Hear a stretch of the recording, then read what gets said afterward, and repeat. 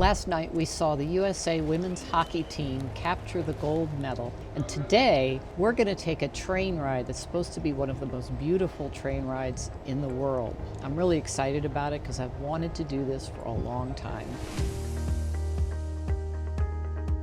Before we board, just a quick note. Tirano isn't just a train stop, it's the gateway to the Valtellina wine valley, and it's also home to the beautiful Basilica of the Madonna of Tirano.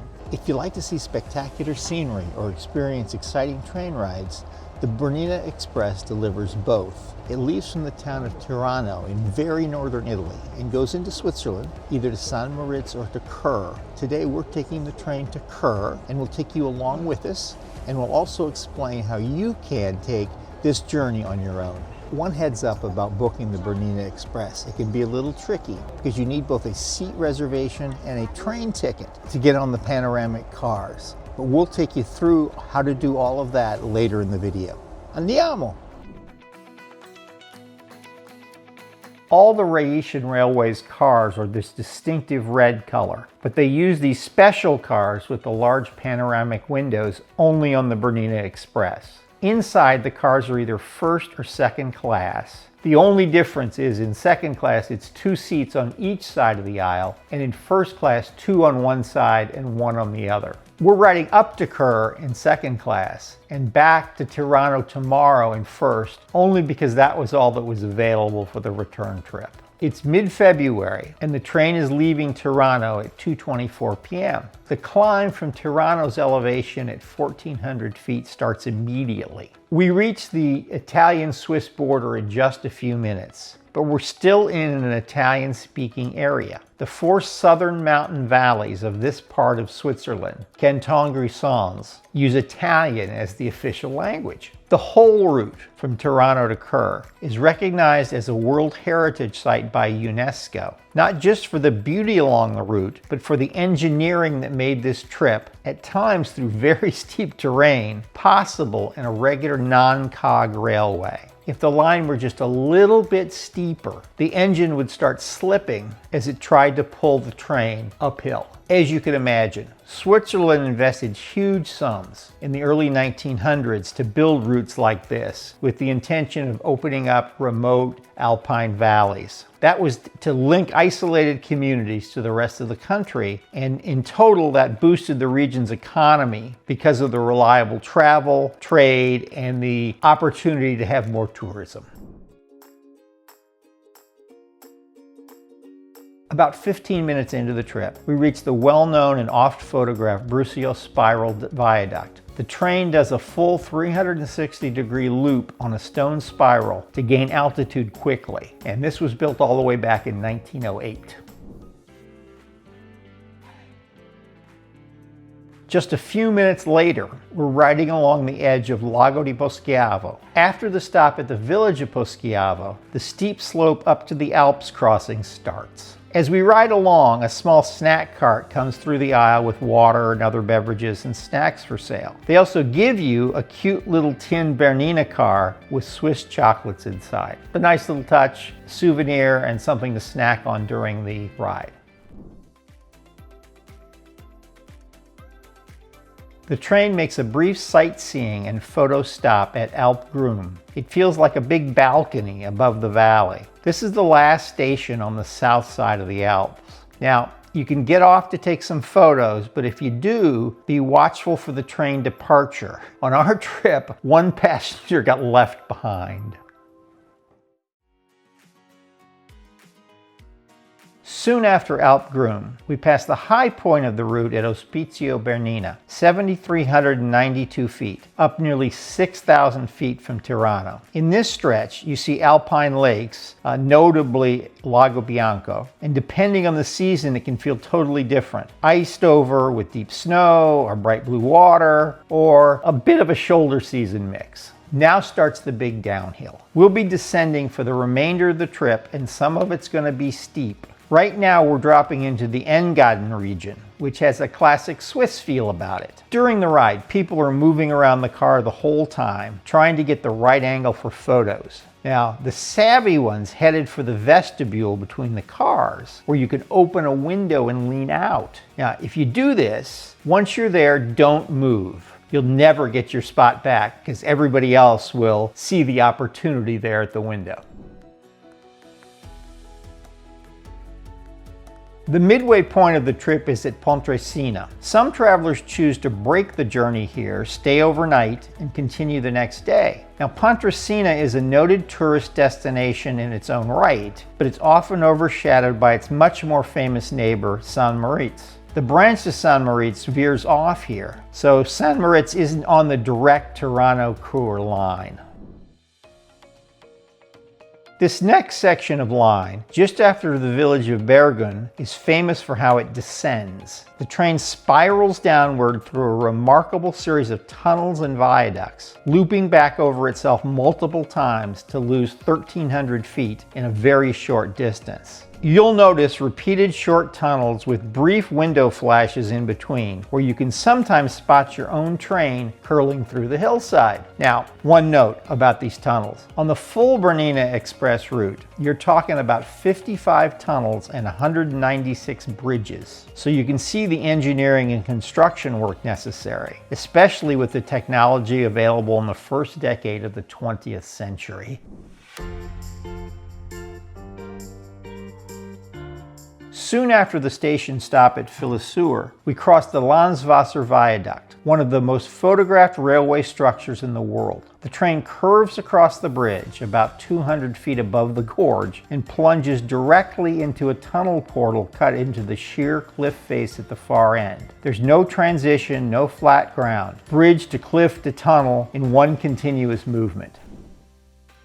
In about 30 minutes, just past the station stop at Thusis, we drop down into the valley floor and follow a clear alpine river all the way into Cur. This is the start of the Rhine. Two mountain streams merge a few miles back, and what starts here eventually becomes the famous river that flows through Germany and the Netherlands.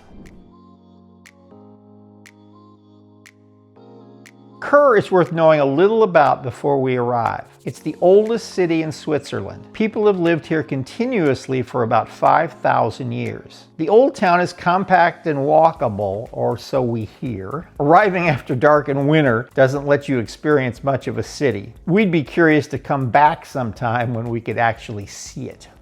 So we got to Cur, Switzerland last night about 6:45, so it was already dark for the last little part of our ride, so we didn't really get to see anything coming in. Anyway, Cur is a really cute town, bigger than we thought it was going to be. So we checked into our hotel, we had a nice cozy dinner, and now we're heading back to Tirano on the Bernina Express.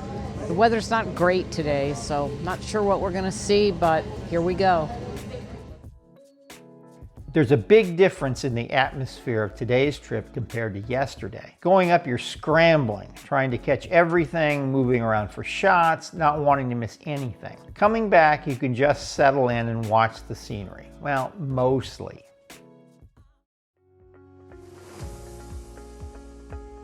An interesting aspect of the return is seeing everything in reverse, particularly the Landwasser Viaduct. Going up, the train curves across the mountainside and over the viaduct and plunges into the tunnel at the far end. You can see the cliff coming. On the return, we came out of that tunnel directly onto the viaduct with no warning. It appeared instantly, so we were already across it before we knew what happened. Now, fair warning about this. The return trip feels really long. The novelty is worn off a bit, the scenery's familiar, and in the snow for us, it had a sameness about it. And we were aware we still had 3 more hours of travel after the 4 hours to Tirano to reach our next stop at Bergamo. It was a lot of train for 2 days.